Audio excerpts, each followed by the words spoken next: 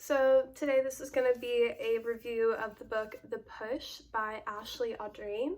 This was a really interesting book. I hadn't really heard anything about it, but I saw it at Barnes & Noble and I bought it and then I read it. So The Push is sort of a thriller, sort of a psychological drama.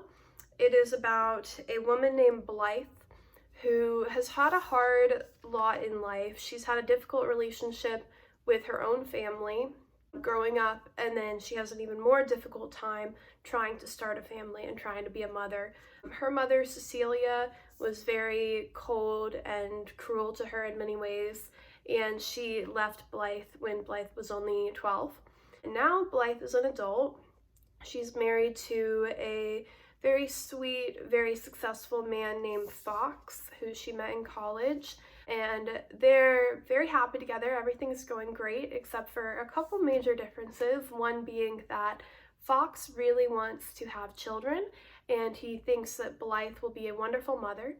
Blythe, however, doesn't have confidence in her abilities to raise a child due to the experiences that she had as a child with her own mother.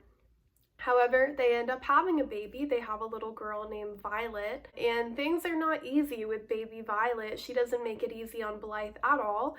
She cries all the time. There's something a little bit off about her, and as she gets older, Blythe begins to have suspicions that something is really wrong with Violet. She could maybe be a psychopath and she could even be dangerous. So that's the basic premise of it.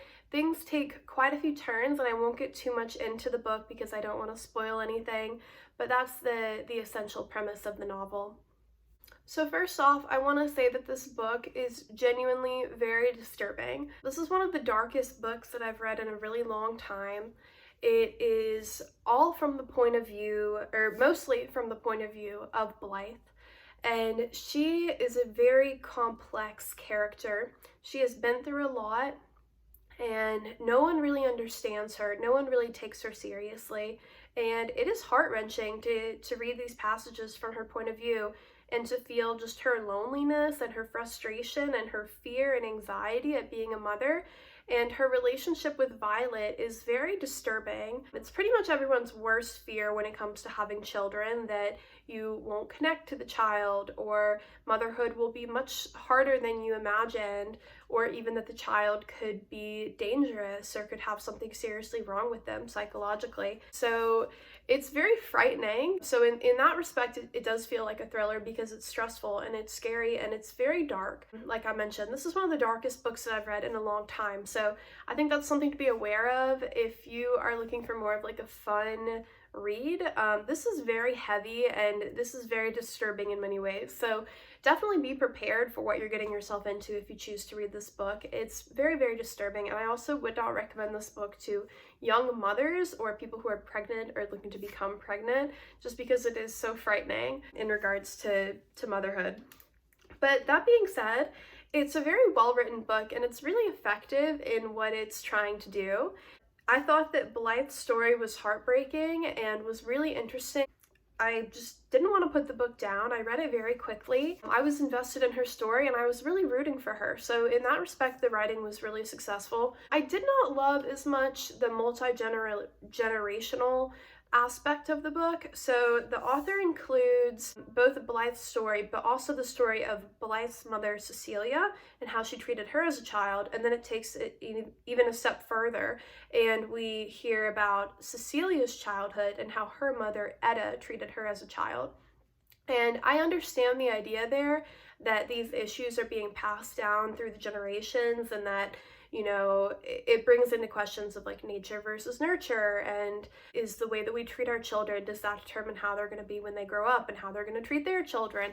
And all of that's very interesting, but I felt like it could have been condensed a little bit. I wasn't very invested narratively in the stories of Cecilia and of Etta. So when I turned the page and I saw that it was a Cecilia chapter, I still read it, but I wasn't as into it as I was with the Blythe chapters. So the heart of the story really is Blythe and her relationship with Fox and with Violet. So I preferred that story over the multi-generational generational narratives that are woven into it. But that being said, this is a really successful book in many ways. It is scary, it's frightening, it will have you on edge, it's very effective.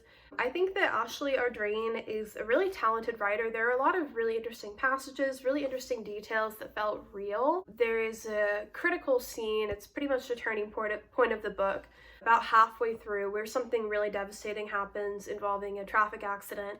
And the way that it's written is beautiful and heartbreaking and just so powerful, as well as another scene that takes place at an apple orchard that I thought was beautifully written. So the whole book is really polished and really well written. I did not love as much the second person narrative. So the whole book is told as if it's a letter to Blythe's husband Fox, so it's addressed you, like to the reader you, and that took me out of the book a lot just because I kept getting confused. I was like, who am I? Am I Fox? Am I Violet? So it took me a while to get used to, and I think I would have preferred this book in the first person or from the point of view of a narrator, but it didn't, ruin the book for me or anything like that. So I did really enjoy The Push as much as one can enjoy a book that is this disturbing. I think that it's very well written and it's interesting and it raises interesting themes and questions and it accomplishes what it set out to do, which I think is to tap into the dark thoughts that come along with motherhood, which is supposed to be just such a pure and beautiful and natural thing, but it's not for everybody, which is the reality. And this did a brilliant job of exploring the dark side of motherhood and the expectations that people have for mothers. For that reason, I definitely recommend it. I would have to give this book a 7 out of 10. It will stick with me. It was haunting. It's very well crafted. A couple things I didn't love, including the storyline of Cecilia and Etta and the first or second person narration. But that being said, it's a very powerful book, and I've seen some mixed reviews over the ending. If you have read the book, you definitely know what I'm talking about.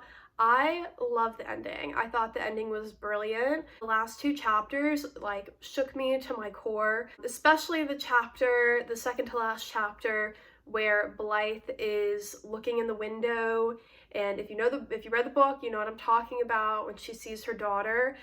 That was haunting to me. It gave me literal chills. So I loved the ending. I thought the last 2 chapters were incredible. But yeah, that is my review of The Push. If you have read this book, please let me know what you thought.